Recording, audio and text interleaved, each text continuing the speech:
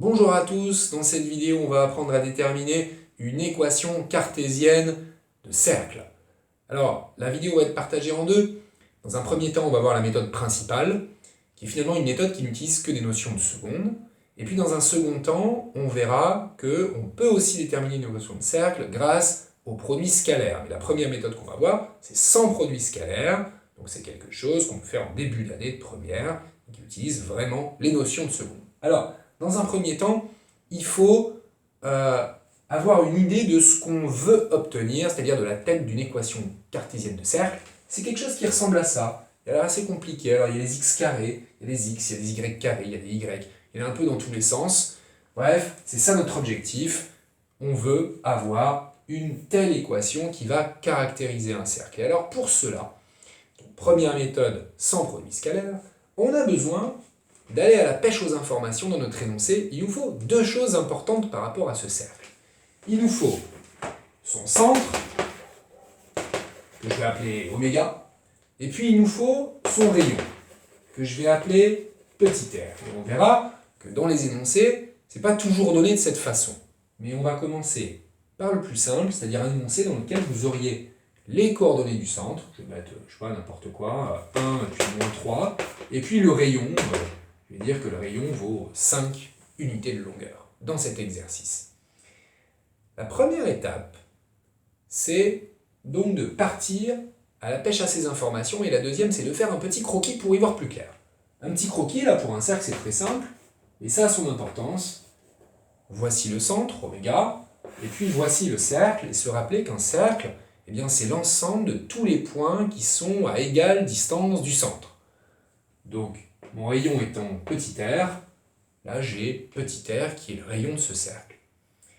Et puis, comme dans toute rédaction en géométrie analytique, qui va nous mener à l'équation, à trouver l'équation d'un ensemble, eh bien je vais avoir besoin, comme à chaque fois, d'un point M, un point mobile, un point qui appartient à l'ensemble en question. Alors là, un point du cercle, tout simplement. Un point M, que je mets là, mais qui pourrait être là, qui pourrait être là. Bref, un point du cercle, n'importe où. Et la rédaction, commence comme ça. On part de ce point M, d'un point M, de coordonnées x, y, on est en géométrie plane, un point M de coordonnées x, y qui appartient à ce cercle C. Comment on peut le caractériser, ce point? Ce point M, qui appartient au cercle, eh bien, il est tel, quand je regarde mon schéma, que si vraiment il appartient au cercle, eh bien, il est tel que la distance oméga M sera égale au rayon. Bien sûr. Mais inversement, si j'ai un point M qui est tel que sa distance à oméga est égale à petit r rayon du cercle, eh bien ça veut dire que ce point M est sur le cercle. Donc ici on a bien l'équivalence entre ces deux petites phrases. Si j'ai un point M qui appartient au cercle, alors la distance oméga M est égale au rayon, et si réciproquement j'ai la distance oméga M qui est égale au rayon, alors mon point M est bien un point du cercle.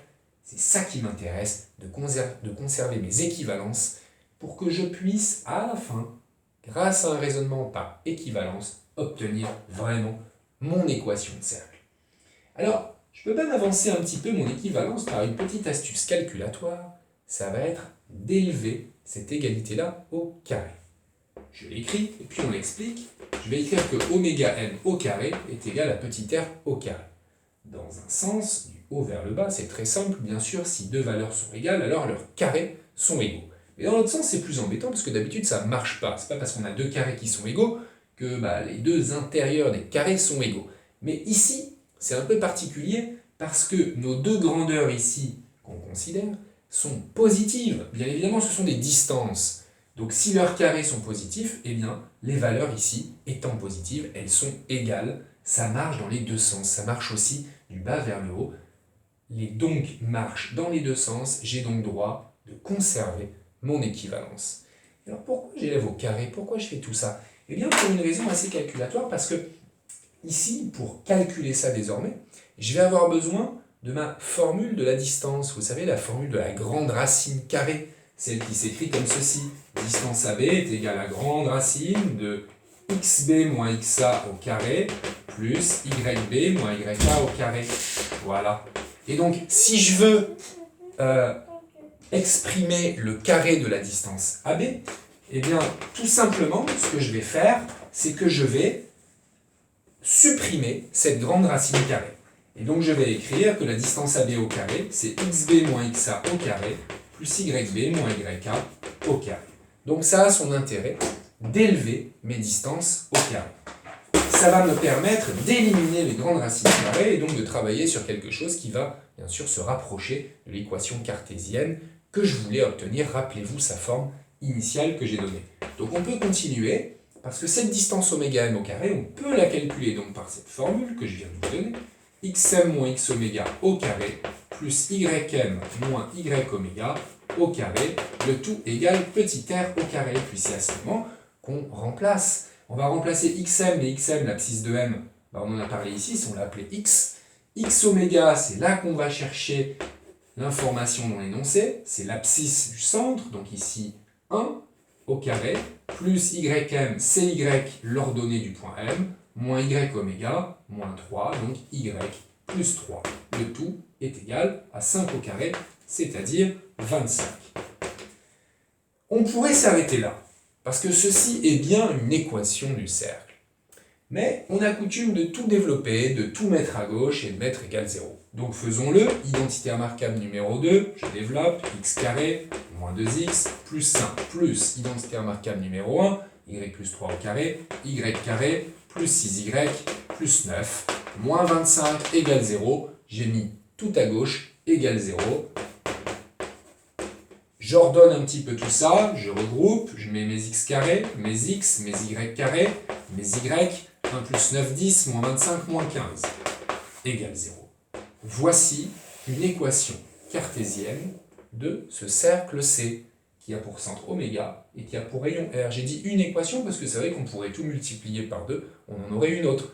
Mais on aime bien garder un coefficient 1 ici devant le x carré, et bien entendu un coefficient 1 aussi devant le y carré. Voici une équation cartésienne de ce cercle.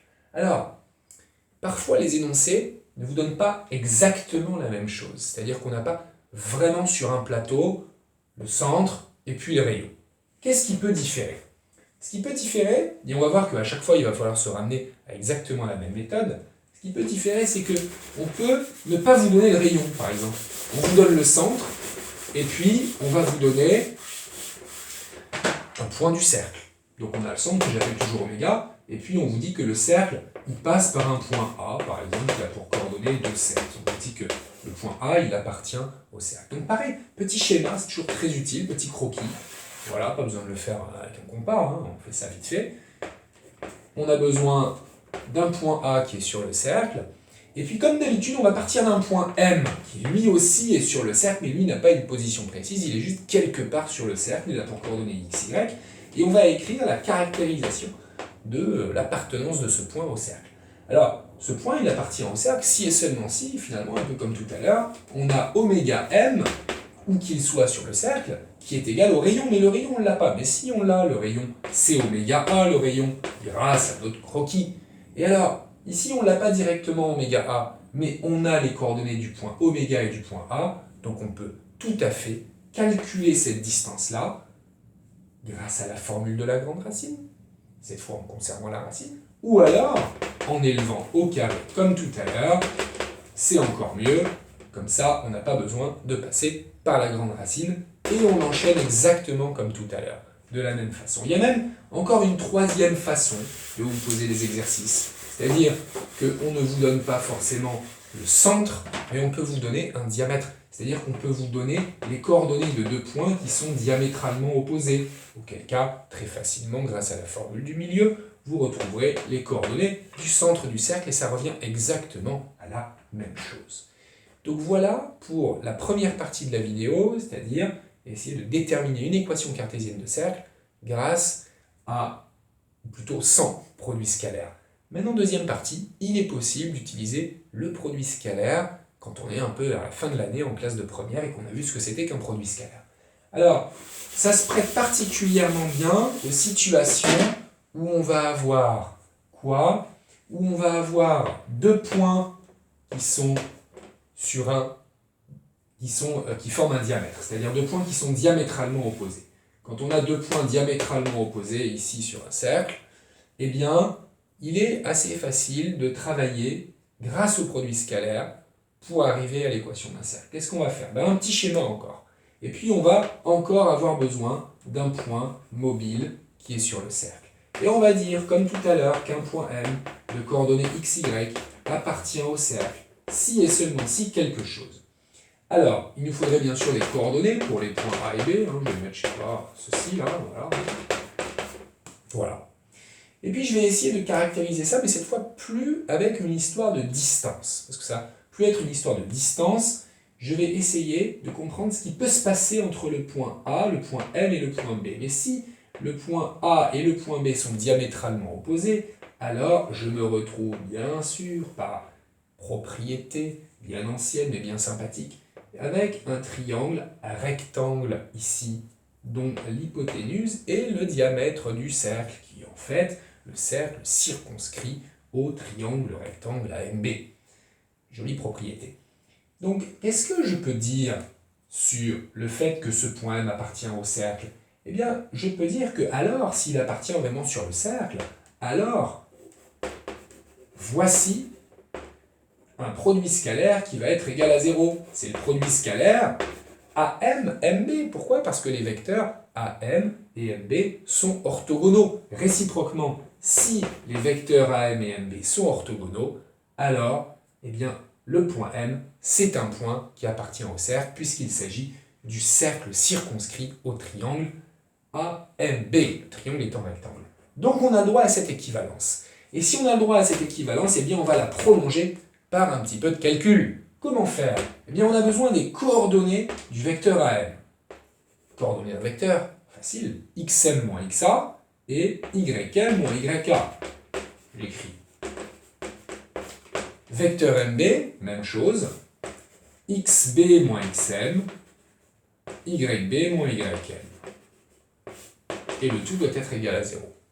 Alors, comme j'ai plus trop de place, on va remplacer directement. Xm c'est x, ym c'est y, xm c'est x, ym c'est y, xa c'est 1, yk c'est 3, xb c'est 3, pardon, ça c'est x, 3, et yb c'est 7.